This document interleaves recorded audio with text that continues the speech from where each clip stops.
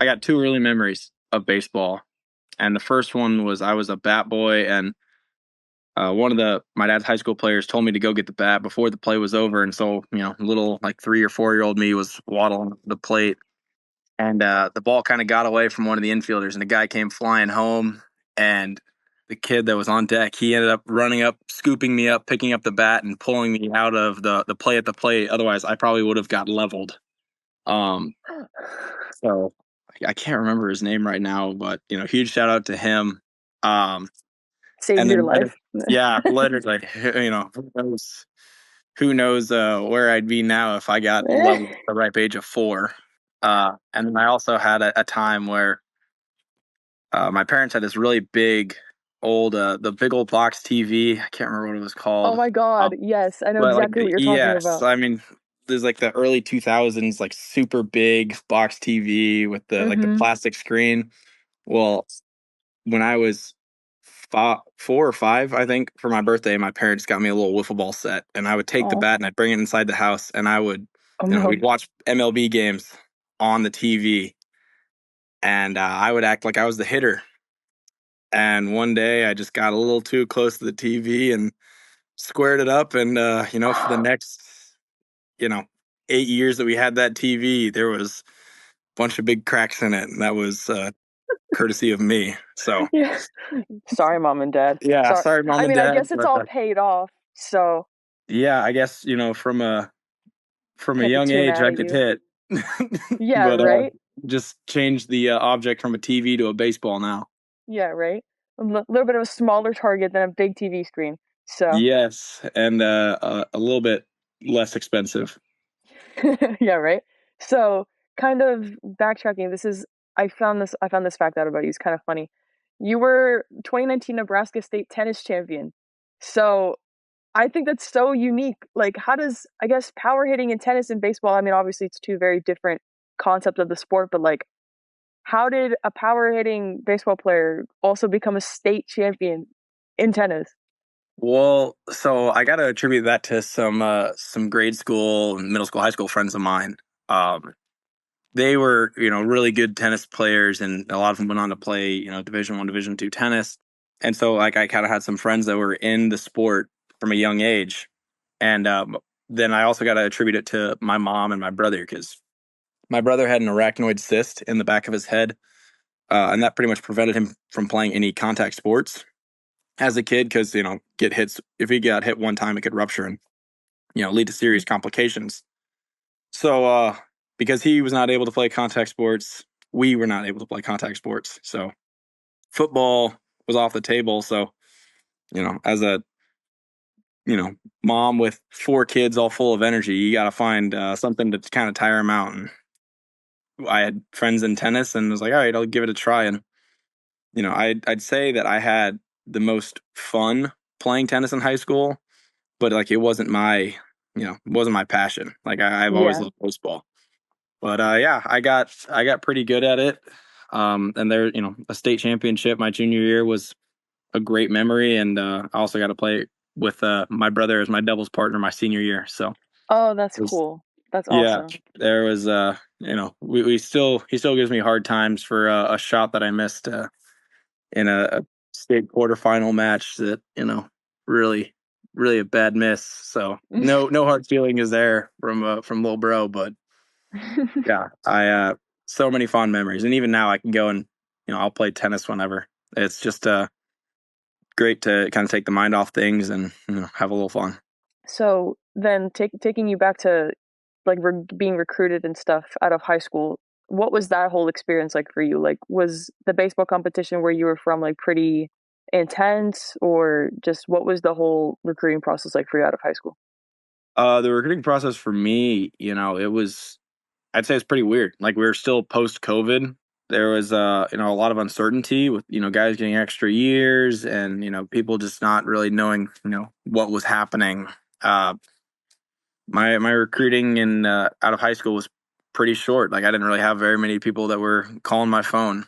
I had 3 NAIAs, 1 Division 3, and 2 junior colleges. So pretty pretty small.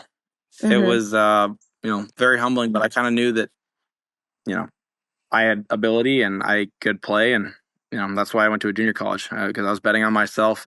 So your first year at JUCO, you had to redshirt due to an injury, and then you came back and absolutely raked. You batted 411 with 12 homers and 73 RBIs. So what changed? I think that the one thing that's sitting out made me is it made me really hungry. Like I wanted to play, and being around baseball, at 18, 19 years old, for a full year not being able to play because of turf toe, a silly little toe, it was very infuriating. And like I just used it as motivation to continue to work harder and take more swings, take more ground balls, lift more weights, do more running, just get myself in the best playing state that I could. And, that ultimately led me to have the success that I've had, since that point. So while the injury sucked for sure, I think that it was one of the best things for me because it motivated me and it gave me time to work on the things that I needed to work on and, fueled my fire. And then after JUCO, you transferred to South Carolina, a fellow SEC school, with one of the most premier programs in college baseball. So, what was that whole experience like for you, just transferring out of JUCO? I mean, of course, like you had to go somewhere because after like 2 years of JUCO, like you have to move on eventually. So, just what Mhm. was it like getting your feet wet within like an SEC program, like right off the bat?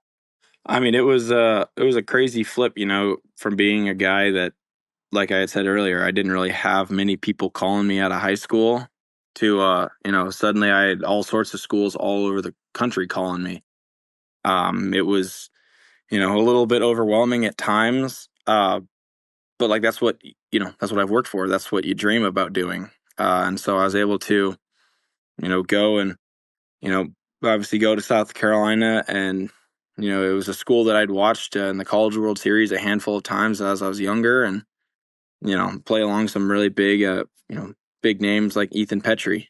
Um, like it was really cool. It was a great experience. But there's definitely, instances of, man, like just a kid from Nebraska. Like, do I really belong? The imposter syndrome of it was definitely something I kind of struggled with in the fall, and maybe even a little bit early on to start this spring. But at the end of the day, like I kind of took me to snap back to reality and just realize like I'm still playing the same game I was, at 7 years old. Right. Maybe it's a little bit more intense now, and maybe there's a few more eyes watching, but the game itself hasn't changed. And I was able to kind of quiet the noise within my own head and going just go play. And I Right. can largely attribute some of the relationships and people that I was surrounded by there, and they really kind of helped me come out of my shell. And I'm very thankful for that time there. But it was a great learning experience. Who was in your life, or like what did you come like what realization did you come to kind of come to your senses and realize like I truly do belong at this level, like I can't compete with these guys that I'm playing next to? I mean, I think it was Ethan Petry. Um, Mm-hmm. he was probably one of my best friends out there. I mean, I'd say him, my roommates, Henry Casmar and Dalton Mashore. Kind of just after around BP one day, or after like a home run, a scrimmage, or something like that. I think Pet had just like, man, dude, like you can hit. And Monty Lee, who's now the interim head coach out there, he was a hitting guy there. He'd kind of said the same thing. So it was kind of those two guys like kind of saying something like that to me, and then an old adage that my dad had said to me from the time that I could walk. You don't believe in yourself, how can you expect anybody else to? Mm. And I had seen other guys starting to believe in me, so I was like, maybe it's about time that I started believing in myself a little bit more, because I'm here, I belong, and I'm ready to go out and show people what I can do. And so then fast forward to now, you go from USC to now Mizzou. So playing or after a solid year like at South Carolina, then you transfer to Missouri for your graduate year. What ultimately led to your decision to play in Columbia? Well, it kind of helped. I did have two junior college teammates here. Um, they're my shortstop and my second baseman in Kansas City. Their names are Garrett Golbeck and Peyton Basler. Okay. And now, granted, they can't seem to stay healthy, but they were a huge influence, in my decision to come here. Just because last year's Lincoln, Nebraska is a long way from Columbia, South Carolina. So I didn't know anybody out there. Like I was kind of a whole new world, living all the way across the country. And when I entered the portal, I had heard from a handful of different programs, but this one, it kind of had a sense of familiarity to it, just because I knew a couple guys already within the program, and I knew kind of maybe what I'd be getting myself into. And I knew what the SEC was like now, better than I did the summer prior, and I didn't really want to leave that. Right. And so then this is kind of a funny question, but did you guys play South Carolina this year in conference? Yeah, What was we that did. like? They came here. It's kind of weird, That's the first time I've ever played played a team that I had once played for, at any level, like, even going down to like travel ball. So it was Yeah. really a kind of a weird interaction. Like I don't know. I didn't really know how to process it in the moment. Like I kind of knew, like I knew I'd play them. I saw them on the Hmm. schedule. And I know a majority of the guys, within the program, but yeah, like it was just kind of a unfamiliar feeling to me. I don't really know how to describe it. So then now, as a graduate student, you've like obviously you're one of the older guys on the team. I know you joked about it in the beginning. You're like, oh, like I'm kind of an old head or whatever. But how have you been able to like really be a mentor for these younger guys on the team, or just like with all the experience that you've had both in JUCO and at your old school, just how have you been able to step into that leadership role? I'd remind guys all the time that, how amazed would your 8-year-old self be? Like you guys, a lot of you guys were, one of the kids up in the stands. I'm sitting here in our dugout right now. Yeah, I was gonna say that's a cool like Yeah. backdrop. I assumed it was your dugout. Yeah, a lot of the, especially the local guys here, some St. Louis, Kansas City, Lake of the Ozarks. A lot of local guys were up in these stands at one point. They were one of the kids that were, watching Mizzou play, or watching college baseball. So how amazed would that kid be to see you competing now? If you could pick one like younger guy on the team, like it can be a freshman, a sophomore, or just like any younger guy on the team that you see yourself in, who is it and why? That's a tough one, because like I see myself in a lot of the guys. Like some of the guys, while they make some of the same mistakes that I did, like these dudes are years past me from where I was at their age. Like Really? Blaze Ward, Leo Humbert, Ethan Johnson, uh, like a lot of the freshmen, like what they're doing, it's truly amazing. Julio Marcampos, they amaze me every single day with their ability, with their maturity. Sometimes, they got their moments, but like they're great kids. And so, being able to kind of talk with them and, work with them a lot, it's a blessing. Like it really is. So I'd say, I mean, Blaze has really, wowed me this year, because he's having a great year.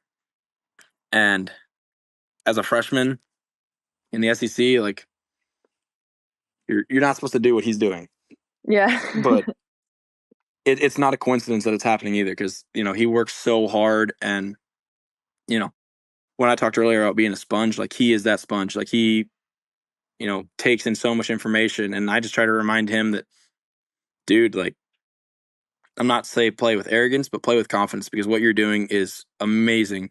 And you know you should be so proud of that. Like you're not supposed to be doing Mhm. this. So, Right. Is he just like extremely like is he almost too humble for how good he is type of thing? oh, wholeheartedly. Like Yeah. he is the quietest, most respectful kid.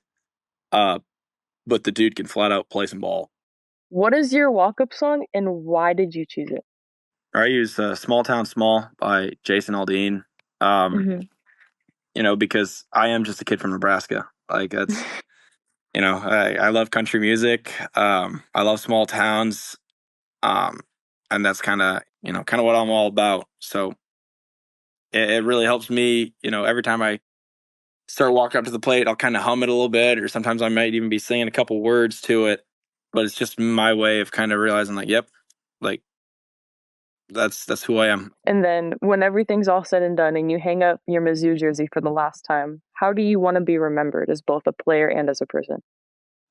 Competitor, like regardless of the opponent, regardless of the day, regardless of even the score on the scoreboard, whether we're up 10 or down 10, like I always want to be remembered as someone that gave every pitch respect and fought till the very end. So it's kind of the way I've always approached life.